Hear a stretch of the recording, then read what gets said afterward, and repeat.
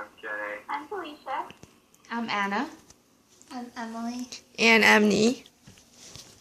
Okay, today I want to start with a quote from Richard Attias, who said, "Obesity is a problem that nearly every nation in the world is facing, but there is much that we can do to fix it." And I got my sources from brainyquote.com.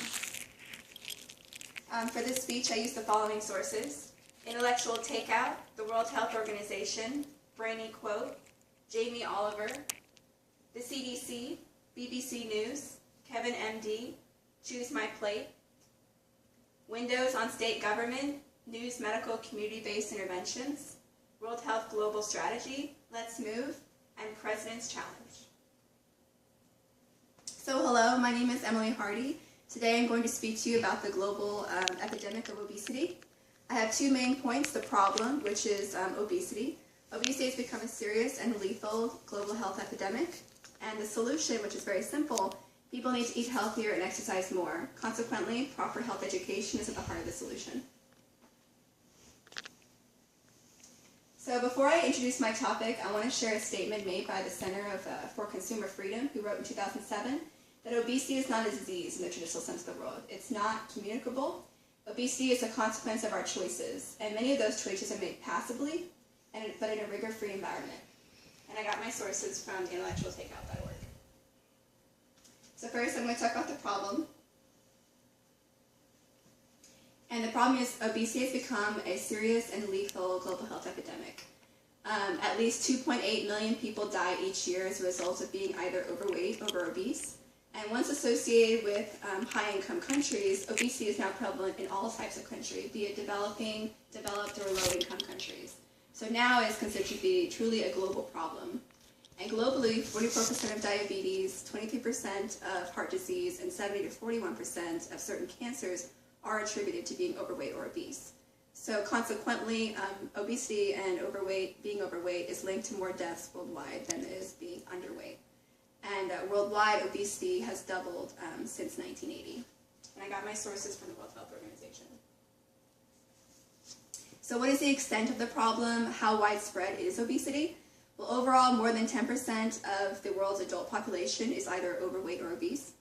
And in order to emphasize the severity and the extent of obesity, Tom Vilsack stated that the rise of obesity has placed the health of an entire generation at risk.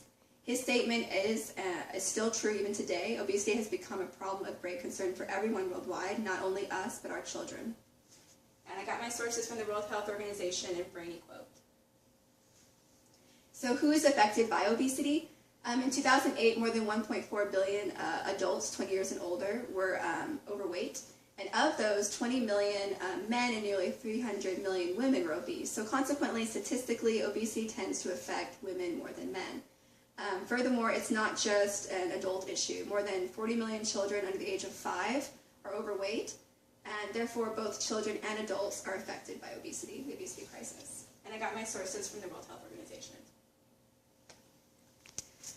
Okay, so I want to share the following video from Jamie Oliver to highlight the consequences and the effects of obesity on both health, relationships, and society.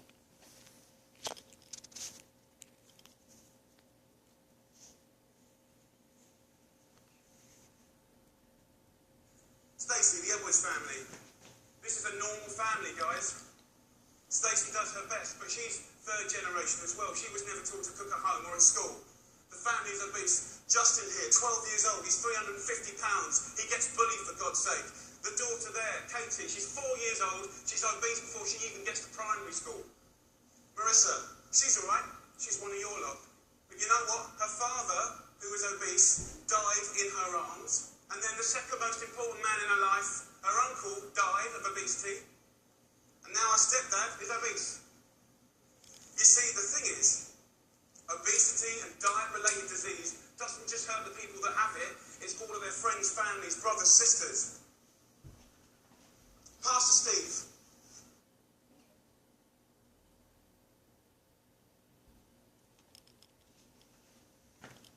So what are the consequences of not solving this problem? As we saw in the previous clip, if the problem of obesity is not solved, there will be severe consequences, not just health-related.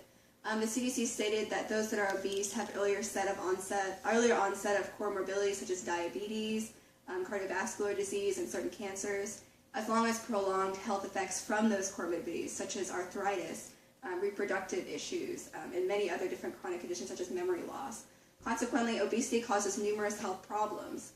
And if the epidemic is allowed to worsen, the prevalence of these comorbidities and the health effects, including premature death, will continue to increase. Furthermore, the CDC declared that obesity has significant impacts on the economy in addition to healthcare. They say that an estimated $147 billion was spent in 2006 on obesity alone, and it's expected to double if the epidemic of obesity is allowed to worsen. So not only is the health of the world being affected, it's also the infrastructure, society. And I got my sources from the CDC. Okay, so now I want to share with you a case, a very tragic case in which a child died in London several years ago. She was 3 years old. Her parents were absolutely devastated to find her dead. Due to the child's excess weight, she was 3 years old and she weighed 84 pounds. She died of heart failure and a blocked airway, so she literally choked on her own fat at 3 years old. She was barely 36 months old and died of completely preventable disease. And sadly, she is not the only one. Obesity has grown by almost 400% in the last 25 years, particularly in Europe. Childhood obesity has tripled over the course of 20 years. And 4 other cases, similar to the girl in London, have happened in the last year alone. So this is a serious problem. It affects not only the victims, it affects the family, healthcare, and the infrastructure. If obesity needs to be addressed, otherwise tragedies such as this will continue to occur. And I got my sources from newsbbc.com. Okay, so now I've talked to you a little bit about what the problem of obesity is. Now I'm going to talk to you about the solution. And the solution for obesity is simple, as I stated before. People need to eat healthier and exercise more, and consequently, we really need to focus on providing proper health education to acquire this solution. So, the source of the obesity problem is simple. It's a matter of poor choice. No one makes you obese. It's a matter of personal choice and responsibility. With little exception, people who choose to eat healthy and exercise more are not obese. Consequently, if people would choose food wisely, receive proper health education, and commit to exercise, then the epidemic of obesity would decrease dramatically. Addressing unhealthy behaviors such as eating calorie-dense foods, being sedentary, holding false health ideals, like if I take this pill, I will lose weight. Addressing these unhealthy behaviors will fix the problem of obesity and not just the symptoms. And I got my sources from kevinnb.com. Okay, so and the solution is very feasible. It's not something that requires a lot of money or a lot of time. All that required of people is daily exercise. For children, it's just 60 minutes a day, and if you're an adult, it's 150 minutes a week. And also just take a balanced diet. And regarding diet, it's important to make healthy choices. So limiting caloric intake, reducing the consumption of fats, sugars, additives, and increasing your consumptions of fruits and vegetables will significantly lower your risk for obesity. And in lieu of disease, exercise is extremely important as well. So, it's very feasible. So all you have to do is go out and either walk, or you can take the bike to work. And people who complain that they do not have time for exercise, you can take the stairs, you can try to fit it into your lunch break. There's many options you can do to exercise. Furthermore, and back to the diet, if you limit your intake of harmful fats and additives combined with exercise, these efforts will go far to reduce the prevalence of obesity. And if you're interested, you can go to choosemyplate.gov for further information. They have a lot of information on diet and exercise, as well as other resources to help lose weight. And I got my sources from the World Health Organization and choosemyplate.gov. Okay. So now we'll talk about the prevalence of obesity and diet-related diseases. It's expected to dramatically reduce if we follow the solution of implementation, so including the improved diet and improved exercise. For example, just to take a look at worksite health, 139 million Americans spend about a third of their time in the workforce. And I know even from my experience, I'm a health major, so I've taken a lot of classes on worksite health. It's an excellent place to implement health promotion programs. Consequently, it has served as a unique opportunity for employers to create a healthier workforce by focusing on health-conscious environment and providing convenient opportunities for employees to eat better and to be more physically active. Consequently, it's been a very recent interest to health educators. The CDC implemented the National Healthy Worksite program several years ago, which focused on improving the overall health of millions of Americans in various countries across America. And they did things such as seminars on weight management, promoting healthy eating, encouraging physical activity. And their results really exceeded their expectations. Healthcare costs decreased, absenteeism decreased, dietary habits improved, and obese employees lost a significant amount of weight. And I got my sources from the CDC and windowstate.texas.us. So the Johns Hopkins Bloomberg School of Public Health agrees that diet and exercise-based approaches to fighting obesity are very important. It's important that they be combined together. And Johns Hopkins stated that the research shows that in order to help prevent obesity among children, we must focus on both diet and exercise in the communities where children live and go to school, since the environment is a key contributor to the obesity risk. And it's extremely important that we focus on the environment. They found great success in programs that addressed unhealthy diet and exercise behaviors both at home and at school, and they're hopeful that future programs will continue to decrease obesity rates if they focus on the same things. And I got my sources from newsmedical.net. So to address the issue of obesity, action must be taken at the global, region, and local levels, all levels, to improve the diet and physical activity patterns of the population. Consequently, WHO has compiled the global strategy on diet, physical activity, and health in response to the obesity epidemic. There's many different steps, and I'm just going to briefly summarize them. The first one is they really wanted to promote health and reduce the occurrence of chronic conditions, such as arthritis and memory loss. Secondly, they wanted to encourage participation from all sectors, both society, the food industry, get them all involved to help encourage healthy eating and exercise. And thirdly, as many things that WHO does, they want to encourage research.